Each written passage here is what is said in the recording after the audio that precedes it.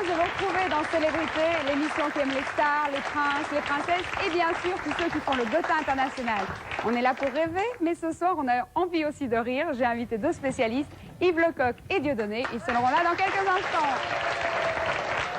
Il y aura aussi Véronica Loubry et Fabricioso, mais d'abord je vous propose de découvrir notre sommaire.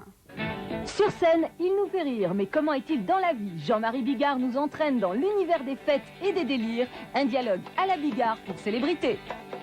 C'est l'une des plus belles femmes du monde. Le top modèle américain Amber Valletta, de passage à Paris, a reçu Célébrité en exclusivité pour lui confier les secrets de sa vie et de sa beauté. Avec son nouvel album, Florent Pagny est numéro 1. Mais ce chanteur se livre peu et on connaît mal son entourage. Pour Célébrité, il dévoile sa femme Azucena, son fils et ses amis. C'était l'un des hommes les plus riches de France. Son nom est mythique. Avec sa femme Nadine de Rothschild, ils formaient un couple légendaire. Portrait du baron Edmond de Rothschild qui vient de disparaître. Il est français, il est photographe et il vit à Hollywood. Gilles Gagnon passe sa vie à photographier des stars des séries télévisées américaines. Il s'amuse comme un fou et en plus, ça rapporte gros. Ira de Fürstenberg est l'une des grandes figures de l'aristocratie européenne. Mariée à 15 ans à un prince italien, elle a fait du cinéma et aujourd'hui elle crée ses propres objets d'art. Célébrité retrace le parcours de cette grande dame. Il y aura évidemment d'autres surprises dans Célébrité. Vous pourrez bien sûr jouer avec nous et gagner 5000 francs. Je vous demande d'applaudir monsieur Stéphane Bern qui est venu nous rejoindre. Également monsieur Henri-Jean Servat. Bonsoir. Bonsoir. Et tout de suite, je vous demande d'accueillir mes deux invités de choc, Yves Lecoq, l'homme à la voix de velours. Bonsoir.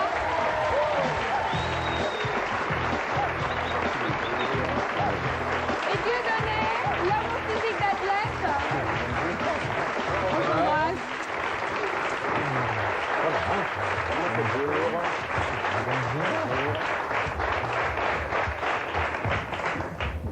Alors, Yves Lecoq, vous avez bien sûr une actualité. Lecoq, on en parlera tout à l'heure. Ah oui, tout à l'heure. Tout à l'heure. Voilà pour ça.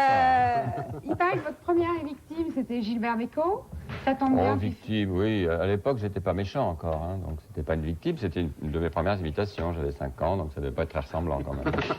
On peut voir peut-être maintenant, Gilbert, quelques mots pour Célébrité.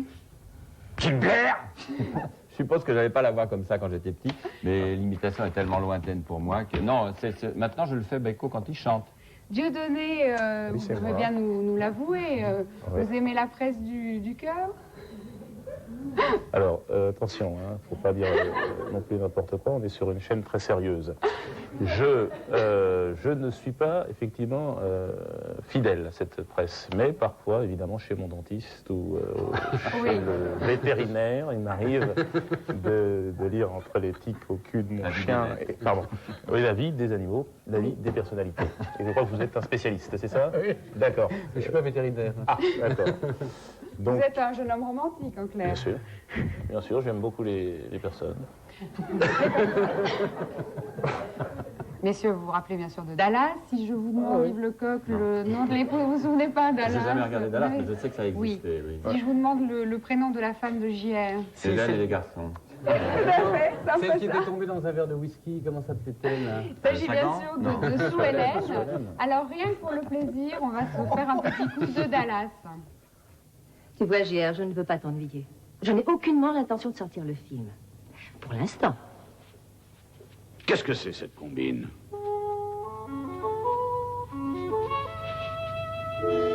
Une chose est sûre, le film sera parfaitement en sécurité dans un coffre-fort.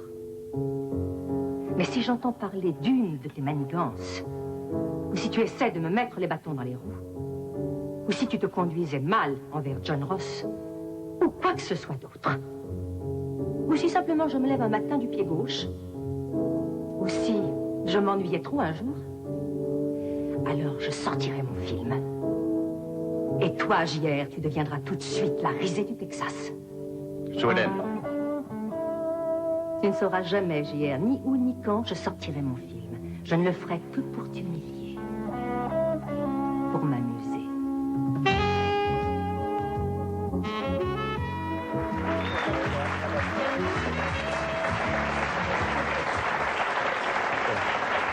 Dieudonné, vous avez un petit côté JR. Oh non, non. Est-ce que vous pourriez pas agir c'est un peu le Michel de votre spectacle, quand même. C'est vrai qu'il y a un personnage qui parle... Mais non, mais j'admire. C'est vrai qu'il est vraiment pourri, quoi. On a l'impression qu'il est moisi jusqu'à l'os. Eh bien, figurez-vous que Sue Ellen en a eu assez d'être maltraitée par JR et surtout par le cinéma. Du coup, elle a complètement changé de vie. Sue Ellen s'appelle Linda Gray. Elle a fui le monde impitoyable de la télévision américaine et elle est retournée à des valeurs plus authentiques. Des commentaires écrits par Laurence Nain-Ducré. Dallas est bien loin et Linda Gray, qui a toujours pris soin de protéger son équilibre personnel, a depuis longtemps tourné la page. C'est une femme épanouie et sereine qui nous fait découvrir l'une de ses passions, l'Afrique. Elle s'y rend régulièrement afin de s'y ressourcer. Là-bas, elle oublie tout. J'ai commencé Dallas en 1978 et j'ai terminé en 1989. Ce fut un événement très important dans ma vie. Vous voyez, un moment très intéressant. Mais les scénaristes ont fait quelque chose d'épouvantable. Ils ont fait boire Sue Ellen. JR faisait des coups en douce, alors j'avais des aventures. Et quand j'avais une aventure, je buvais encore plus, donc j'avais d'autres aventures. Et je buvais, et j'avais une autre aventure. Je ne savais faire que ces deux choses. Au bout de 8 ans, j'en ai vraiment eu marre de ne faire que ça. J'ai dit, excusez-moi, est-ce que je peux faire autre chose? On m'a répondu très courtoisement, mais chérie, tu es tellement bonne dans ce rôle.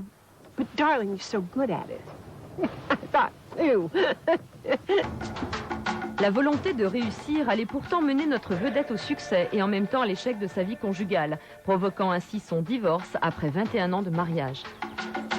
J'étais mariée et mère de famille pendant le tournage de Dallas. Ce fut un challenge supplémentaire et c'était très difficile d'assumer les deux. Les hommes en général aiment retrouver leur femme après une journée de travail. Moi, je rentrais tard, je devais préparer le dîner et mes enfants avaient besoin de moi. Je devais m'occuper en plus des tâches ménagères et c'était trop difficile. Qu'elle soit en Afrique ou dans sa propriété de Los Angeles, sa quête de l'authenticité est la même. Linda a décoré elle-même sa maison. C'est pour elle un symbole, celui de l'affirmation de sa personnalité. Les gens se sentent bien quand ils viennent chez moi, et c'est ma première préoccupation. Qu'ils soient plombiers ou électriciens ou quoi qu'ils fassent dans la vie, je veux qu'ils se sentent comme chez eux.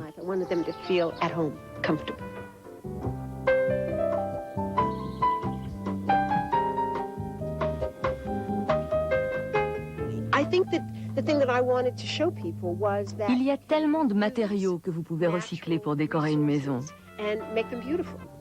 Vous voyez cette table? Elle a été recyclée.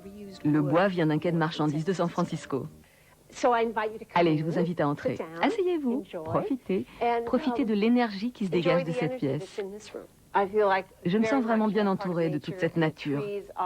Les arbres sont les plus beaux éléments qui existent. Vous n'avez pas besoin de décorateurs. Les planchers proviennent d'une vieille école. Ils allaient être brûlés, vous voyez le genre de choses qu'il ne faut pas faire avec le bois. Alors j'ai crié « Attendez, je veux les récupérer !» Quelqu'un m'a demandé un jour si j'avais une pièce préférée. J'ai répondu que c'était mon tipi. J'aime sa forme. Voici mon tipi. C'est un cadeau qui m'a été offert par une tribu indienne sur un tournage au Mexique. Venez, entrez. Vous êtes invités. La lumière est extraordinaire et je vais vous raconter une très jolie histoire qui est arrivée dans ce tipi. Un jour, un ami très cher qui avait des problèmes de couple est venu me voir et nous nous sommes assis ici. Nous avons discuté et tout à coup nous avons réalisé que nous étions là depuis 3 heures. En fait, nous pensions être là que depuis 1h30. Tout était devenu clair dans sa tête. Ses problèmes se sont envolés, alors il a surnommé cet endroit la pause indienne. Partager pendant 11 ans l'existence conjugale et ô combien tumultueuse de Sue Ellen semble avoir eu quelques répercussions sur la vie sentimentale de Linda Gray. Le mariage, un mot intéressant. L'engagement, un autre mot intéressant. J'aimerais partager ma vie avec quelqu'un. Je veux bien me marier à condition que cet homme embellisse ma vie. Que je puisse moi aussi lui apporter quelque chose. Et qu'ensemble nous ne formions plus qu'un.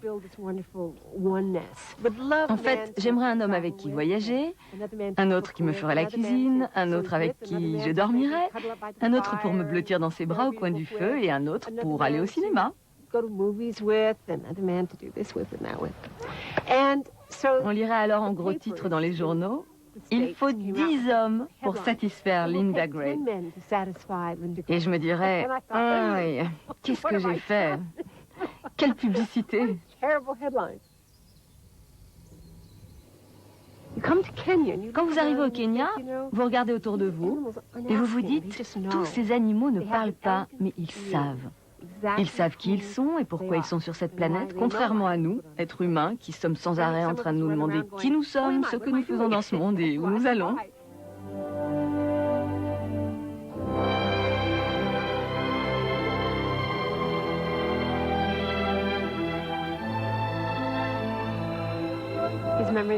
Je n'oublierai jamais ces images.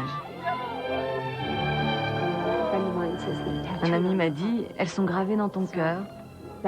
Elles y resteront pour toujours. Alors, avec ou sans photo, elles seront toujours là.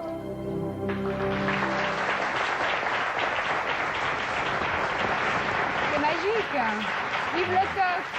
Les gens ne le savent peut-être pas, mais vous avez été décorateur d'intérieur. Vous avez même créé votre propre ligne de meubles contemporains. Ah oui? Ça vous plaît ce genre de déco chez Linda La déco Gray? était, oui, elle était sobre et de bon goût. Ça ressemble un peu à une clinique. Elle dit qu'elle n'a pas fait de lifting, il faudra contrôler. Mais c'est vrai quand même, il y a eu un revirement par rapport au décor de Dallas. Alors, Ah, complètement. je ne sais pas quelle est la conclusion à en tirer. Mais... Le décor de Dallas, il n'y avait rien de plus laid au monde que le décor de Dallas. Oui, là, elle est devenue tout à fait zen. Le décor de sa maison, ce contraste noir et blanc, c'est très intéressant. Ah, moi Et aussi, vous, Dieudonné, ça vous je plaît? m'inscris complètement dans ce contraste noir et blanc. Hein. Mais c'était plus dans mes goûts, et puis dans mes moyens, surtout. Oui, surtout. Tout ce qui est recyclé. Les miens aussi, je ouais. vous rassure. Il vit en Afrique maintenant, définitivement? Oui, effectivement. Ah, ici aussi, c'est du recyclage. C'est du recyclage aussi. La télé À en fout, TF1 comme disait aussi. Nadir. Eh bien, comme on Oui, parle ça aussi, d'argent... ça, c'est complètement recyclé Tout à aussi. fait. TF1 aussi, des problèmes. TF1, c'est Mai et la juive Henri-Jean. Je vous avais promis du rêve. Il y a un nom qui est synonyme de luxe, de richesse, de banque et de château, mais aussi de bon vin. C'est bien sûr les Rothschild. Vous savez que le baron Edmond de Rothschild vient de disparaître. Stéphane nous en parlera tout à l'heure. Surtout un conte de fées, l'histoire de la rencontre entre Edmond et Nadine de Rothschild. Tout de suite, qui était le baron de Rothschild? On le retrouve dans son cadre de vie. Regardez. Edmond de Rothschild était un des 2 ou 3 hommes les plus fortunés de France. Avec son épouse, Nadine, il formait un de ces couples mythiques de notre jet-set. Il partageait sa vie entre 7 résidences, France, Autriche, Suisse et Israël. Edmond de Rothschild n'avait que l'embarras du choix. Sa fortune, estimée à 3 milliards de francs, il l'avait investie dans la banque et la haute finance aux 4 coins de la planète. Il aimait dire un Rothschild qui n'est pas riche, juif, philanthrope, banquier et travailleur n'est pas un Rothschild. Quand je ne travaille pas, je m'ennuie. Et j'aime créer dans la vie, et c'est véritablement la seule source de satisfaction que j'ai. Alors je crois que le plus grand luxe et le plus grand privilège dans la vie, c'est de pouvoir faire le métier que l'on aime et les choses que l'on aime, créer, produire, apprendre à vendre. Je trouve ça passionnant. Edmond de Rothschild n'était pas seulement un héritier. C'était un grand homme d'affaires qui avait su diversifier ses investissements. Le Club Med, la joaillerie Chaumet, l'hôtellerie, les vins de Bordeaux, autant de secteurs parmi d'autres dans lesquels il avait parfaitement réussi. Le baron Edmond était aussi un grand sportif, amoureux des beaux voiliers sur lesquels il avait remporté de nombreuses victoires. Un tel personnage est forcément entouré de légendes. Ainsi, on dit qu'il aimait tant les fleurs qu'il décida d'acheter le fleuriste Monceau-Fleurs, chez lequel il passait chaque jour pour offrir un bouquet à Nadine. Pendant des années, on est passé devant. Et moi, j'achetais toujours les fleurs pour lui, et pour la maison, toujours ici. Et on avait déjà des fleurs à Armainvilliers, au domaine. Et il adorait voir ces fleurs devant la porte et tout. Et je lui ai dit, achetez-le. Il a dit, je l'achète très bien. Il a fini par l'acheter. Le baron Edmond, qui incarnait un art de vivre, avait tenu à créer toute une ligne des arts de la table. Comme tous les Rothschild, il était philanthrope et avait versé des fonds importants à de nombreuses fondations médicales qu'il présidait. Le luxe, c'est quelque chose qui n'est pas la qualité et ça n'est pas l'élégance. Donc quand vous voyez des gens qui ont cette espèce d'accumulation, il faut que tout ça apprenne, il faut que ces gens apprennent à digérer l'argent. Et je crois que l'argent est quelque chose de très difficile à assumer, très difficile. Un clochard vous aborde dans la rue et vous demande ta passe en balle. Vous voulez lui donner? Pas 100 balles. Je lui donnerai 20 balles. Aujourd'hui, c'est son fils Benjamin, âgé de 34 ans, qui assume la lourde tâche de reprendre la succession.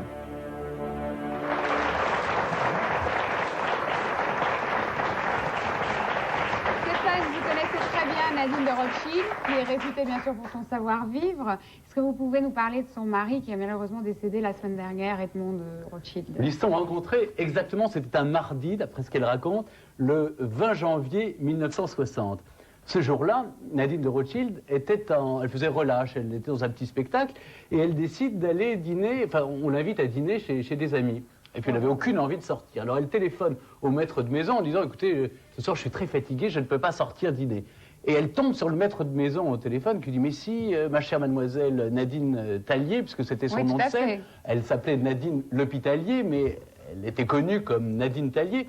Écoutez, ma chère mademoiselle, il faut absolument que vous veniez, vous verrez, il y a des gens très sympathiques, je vous attends à telle heure, à tel endroit ».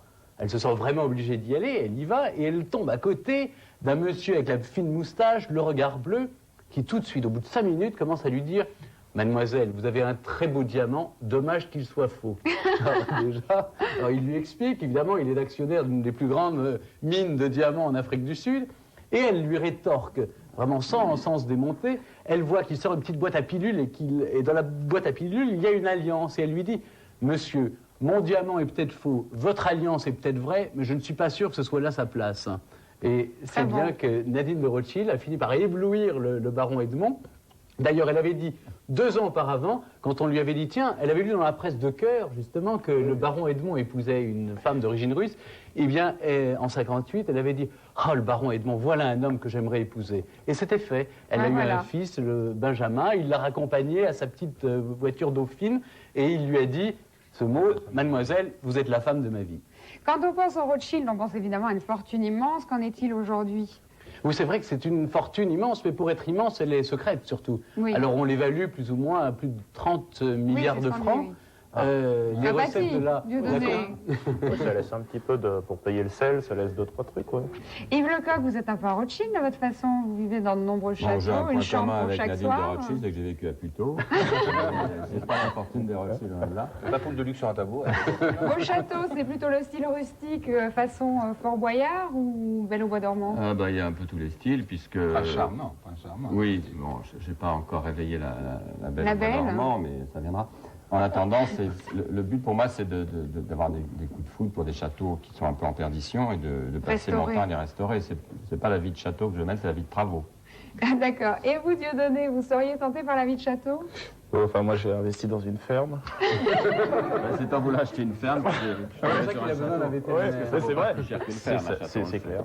Vous habitez chez vos parents? Non, pas, non, quand même pas. Chapeau bas. Le respect, vous en êtes une autre. Donc j'habite, comme vous le savez, donc, dans la région drouaise, et j'ai racheté une petite ferme. C'est tendancieux. C'est vrai que j'ai commercialisé de la personne humaine pendant un temps, mais c'est terminé. J'ai payé ma dette envers la société. Aujourd'hui, je me suis complètement... Donc, je joue un spectacle, évidemment, au Palais des Glaces, mais ça, je ne suis pas là pour en parler. Si, mais quand même, on en parlera. Dans la Galerie des Glaces? Non, Palais des Glaces. Personne, effectivement, connaît bien le château de Versailles. J'ai habité Versailles. Mais non, moi, c'est une ferme que je restaure. Alors, bon, c'est sûr que quand j'entends parler de fortune comme ça, 30 milliards... oui, ça nous dépasse un peu. On peut difficilement refaire la société ce soir à cette table. Oui, et puis ce n'est pas le rôle de célébrité. Puis on ne sait jamais, peut-être que votre ferme, un jour, va devenir le centre d'une multinationale. Peut-être pas, vous avez raison, c'est pas bête. Comment parler d'argent et de vie de château? Voici comment gagner 5000 francs. Regardez, c'est très simple. Regardez bien cette photo. Si vous reconnaissez cette célébrité, répondez sur Minitel 36 15 TF1 ou en téléphonant au 08 36 66 10 00. Il y a 5000 francs à gagner et des cartes téléphoniques de collection. Alors Yves Dieudonné, je crois que vous avez une petite idée sur cette future star? Vaguement? Non? Non, moi, personnellement, non. Les deux, là, oui. La barbifle, là. Cette émission, vous l'avez compris, nous l'avons placée sous le signe du rire. Nous allons bientôt retrouver Jean-Marie Bigard, Florent Pagny, il est très drôle lui aussi, et bien d'autres stars que nous aimons tous. Ce sera juste après la pub. Regardez ce qui vous attend. Il nous fait rire sur scène, mais comment est-il dans la vie? Nous avons suivi Jean-Marie Bigard dans l'une de ses soirées parisiennes. Et ce n'est pas triste, Bigard n'arrête pas une seconde. Véronique Aloubry entame une nouvelle carrière en se lançant dans la chanson. Mais elle nous parle aussi de sa vie, de son couple et de ses projets tous azimuts. À Los Angeles, un photographe français immortalise les plus belles filles des séries télévisées américaines. Il nous fait pénétrer dans son univers et nous dévoile les dessous de son métier. A tout de suite.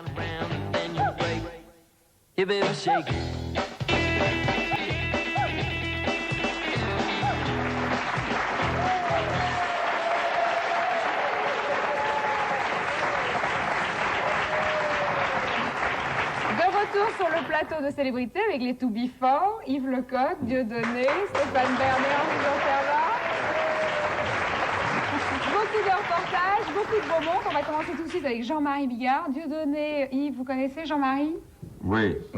Vous savez après, l'imiter? Si, on l'aime. Bon, disons, c'est pas dans mon répertoire parce que beaucoup le font. Mais enfin, le gars, on sait qu'on dit. À chaque fois qu'on imite Bigard, c'est alors le gars, là. Donc c'est toujours pareil, c'est un peu énervant. Mais il s'imite très bien lui-même. Nous avons voulu savoir comment les comiques sont dans la vie, comment est-ce qu'ils s'amusent. Pour le savoir, nous avons suivi Jean-Marie Bigard. C'était il y a une dizaine de jours, rappelez-vous, c'était Halloween. Il est allé au Banana Café, un reportage de Gilles Wacky. Redescendre en enfer. Si c'est pour rire, Jean-Marie, on est prêt à vous suivre n'importe où, même en enfer.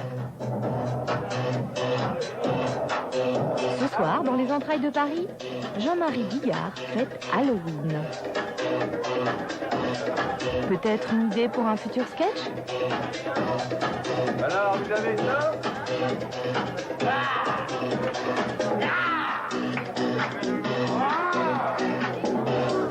Imagine les parents, quand tu penses que tu as élevé un gosse, tu t'es saigné aux 4 peines pour y payer des études.